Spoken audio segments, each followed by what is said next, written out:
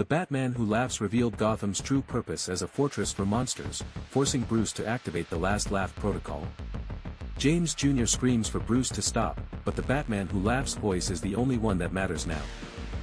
Bruce slams his fist onto the console as the countdown hits its final seconds, while James Jr. watches the city's fate reflected in his lenses.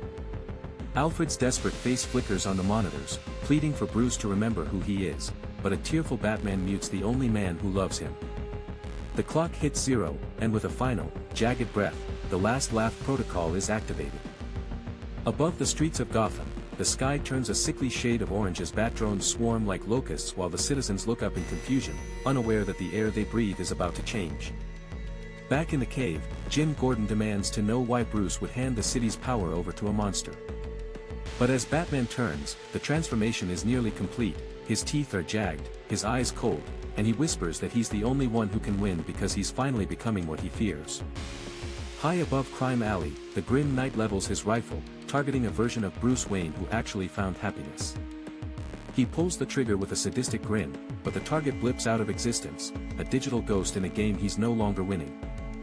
Batman stares into a vortex of dark energy, watching thousands of happier versions of himself live the life he sacrificed.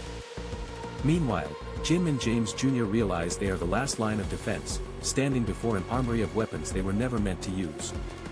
Gordon hesitates, but James Jr. reminds him that being good is a choice, even when it's nothing but pain. Under a sky torn apart by lightning, Batman stands alone, telling Alfred to stay far away from the creature he's becoming.